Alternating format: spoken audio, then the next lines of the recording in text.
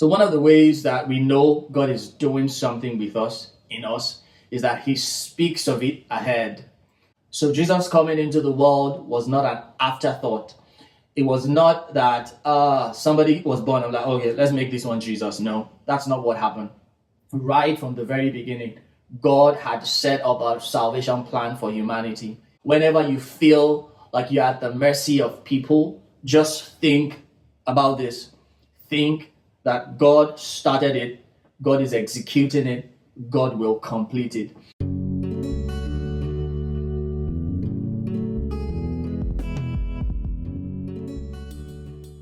Welcome back. Today we are taking another lesson from the story of Christmas. One of the ways that we know something is initiated by God is that he gives us a heads up. He tells us ahead what he wants to do. You know, God said of Abraham, will I do something without letting Abraham know? So one of the ways that we know God is doing something with us, in us, is that he speaks of it ahead, or he gives us a glimpse of it well ahead of time. And one of the names given to Jesus in the scripture is the seed of the woman. The seed of the woman. The very first place that this word was mentioned is as far back in Genesis 3, verses 15. Imagine right at the very beginning of all things, God already had a salvation plan. Immediately man fell, God already had a plan in place.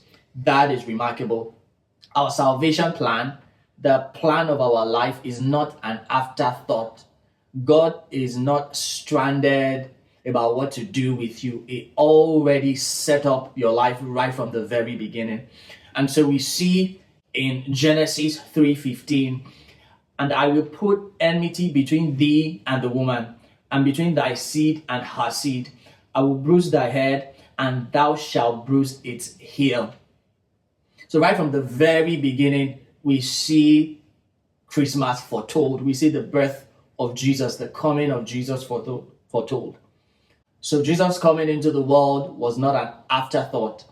It was not that somebody was born and like, okay, let's make this one Jesus. No, that's not what happened. Right from the very beginning, God had set up a salvation plan for humanity. And God was in the know. God is the initiator. So why is this important? Many times, this keeps us humble when we realize that when things happen to us, we didn't kick off the process.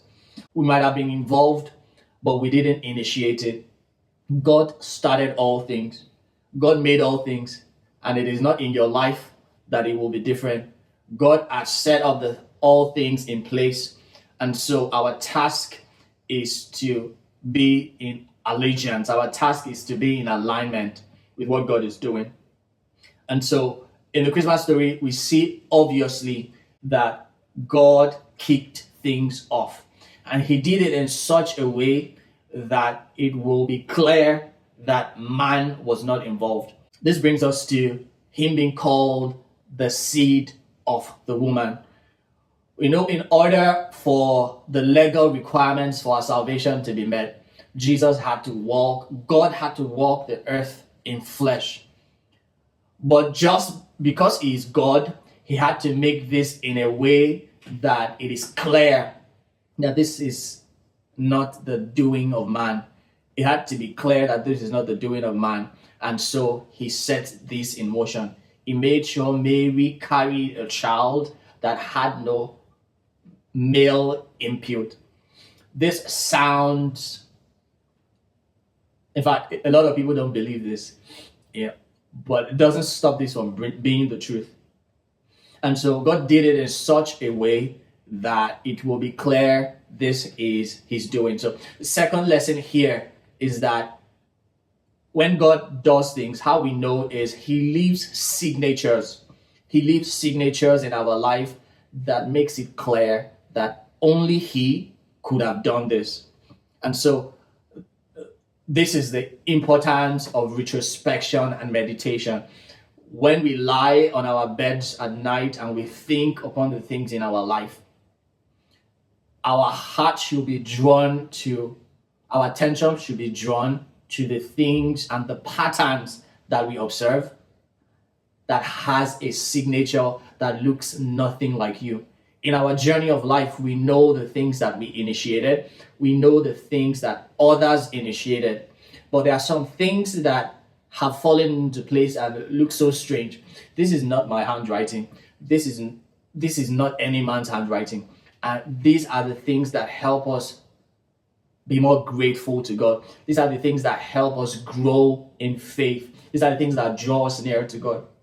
And so in the birth of Jesus, in the manifestation of Jesus in the flesh, we see that God left a signature to make it obvious that this is not the doing of man. So as you meditate on these things, let your heart be full of gratitude. Imagine that our salvation is dependent solely on the initiation of man. We have been known historically to always take the easy path. Even Jesus, being faced with the weight of our redemption, the human in him cried out, let this cup pass over. But the God in him replied, yet not my will, but yours be done, submitting to the Father. This should fill our heart with gratitude that God initiated and executed our salvation plan. And so don't ever feel incapacitated in your journey towards perfection. God initiates and executes. A beautiful scripture reminds us that God is able to keep us until the perfect day. So let your heart be full of gratitude and excitement, and even be more motivated and more passionate about obedience and submission to the will of God, because he initiated it, he's executing it, and he will complete it. And so whenever you feel like you're at the mercy of people, just think about this. Think that God started it, God is executing it, God will complete it. And so with your submission, with your faith, and with your obedience, you are able to be a part of what God has started, what God is doing, and what God will finish. As you celebrate Christmas, remember, it is a story of what God started, or what God is doing, what no man can stop, and what God will finish. God bless you.